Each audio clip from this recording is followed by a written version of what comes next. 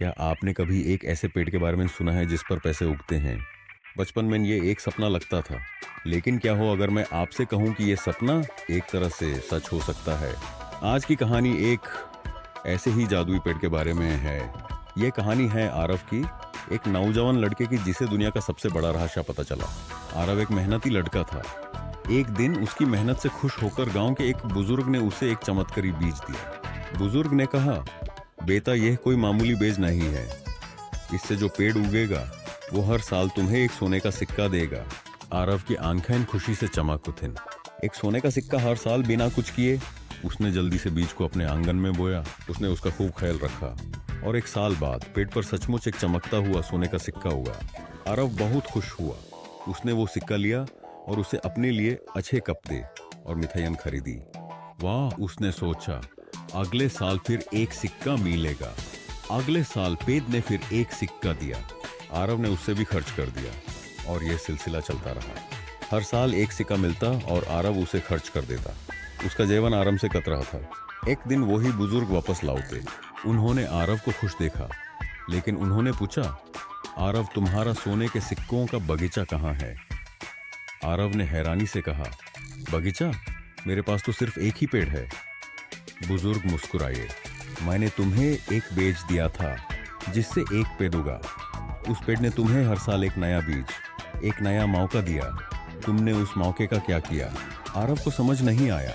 बुजुर्ग ने समझाया, बेटा वो सोने का सिक्का सिर्फ खर्च करने के लिए नहीं था, वो खुद एक बीज था। अगर तुम उस सिक्के को खर्च करने के बजाय उसे जमीन में वापस बो देते तो अगले साल तुम्हारे पास 2 पेड़ होते और वो 2 पेड़ तुम्हें 2 सिक्के देते, फिर 4, फिर 8। चलिए इस कहानी को एक पल के लिए रोकते हैं और आज की दुनिया में आते हैं। आरव का पेड़ वो है आपका इन्वेस्टमेंट, आपका पहला सिप, आपका पहला स्टॉक या आपका पहला म्यूचुअल फंड। और उस पेड़ से मिलने वाला सोने का सिक्का वो है उस इन्वेस्टमेंट से मिलने वाला रिटर्न, आपका डिविडेंड, आपका कैपिटल गेन या आपके म्यूचुअल फंड का प्रॉफिट। आरव ने क्या गलती की? उसने हर साल मिलने वाले प्रॉफिट को उस सोने के सिक्के को खर्च कर दिया। उसने पावर ऑफ कंपाउंडिंग को यूज ही नहीं किया। कंपाउंडिंग या चक्रवृद्धि ब्याज तब होता है जब आप अपने प्रॉफिट को निकलते नहीं बल्कि यूज वापस इन्वेस्ट कर देते हैं। इसे आपका प्रॉफिट भी आपके लिए प्रॉफिट कमाने लगता है। आपका ओरिजिनल इन्वेस्टमेंट पहला पेड़ प्रॉफिट कमाता है और आपका प्रॉफिट सोने का सिक्का जब री इन्वेस्ट होता है तो वो भी एक नया पेड़ बन जाता है और वो भी प्रॉफिट कमाने लगता है।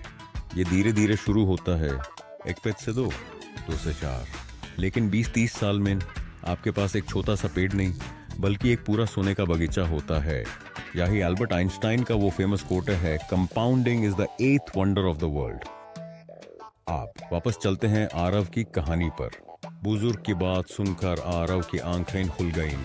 उसने अपने 10 साल बर्बाद कर दिए थे। हर साल एक सिक्का खर्च करके उसने 20 सिक्के कमाए, लेकिन अगर वो उन्हें री इन्वेस्ट करता तो उसके पास 500 से ज्यादा पेड़ होते जो यूज हर साल 500 से सिक्के दे रहे होते। उसे अपनी गलती का एहसास हुआ। उस दिन के बाद आरव ने सब कुछ बदल दिया। अगले साल जब पेड़ ने सिक्का दिया उसने उसे खर्च नहीं किया, उसने उसे जमीन में बो दिया। अगले साल उसके पास 2 पेड़ थे, दोनों ने एक एक सिक्का दिए। आरव ने वो दोनों सिक्के भी बो दिए। शुरू में प्रगति बहुत धीमी थी। उसके दोस्त उस पर हंसते थे। पहले तो हर साल पार्टी देता था, अब कंजूस बन गया है। लेकिन आरव को अब रहस्य पता चल चुका था। साल दर साल उसके पेड़ दुगने होते गए, 1, 2, 4, 8, 16, 32 और देखते ही देखते 20 साल बाद आरव के आंगन में न एक पेड़ नहीं बल्कि हजारों सोने के सिक्के देने वाले पेड़ों का एक विशाल बगीचा था। वो गांव का सबसे अमीर आदमी बन चुका था। आपके पास भी वो जादुई बीज है। हाँ, वो है आपकी सेविंग्स, आपकी मेहनत की कमाई। और जब आप उसे इन्वेस्ट करते हैं तो आप अपना पहला पेड़ लगाते हैं। उस इन्वेस्टमेंट से मिलने वाला हर रुपए का प्रॉफिट एक नया सोने का सिक्का है। अब फैसला आपका है। क्या आप आरव की तरह शुरू में हर सिक्के को खर्च कर देंगे या आप हर सिक्के को वापस इन्वेस्ट करके अपने लिए एक पूरा बगीचा तैयार करेंगे? कंपाउंडिंग कोई स्कीम नहीं है, ये नेचर का, प्रकृति का नियम है। धीमा लेकिन इससे ज्यादा पावरफुल कुछ नहीं। अपने प्रॉफिट को काम पर लगाइए और फिर देखिए आपका पैसा आपके लिए कैसे दिन रात मेहनत करता है।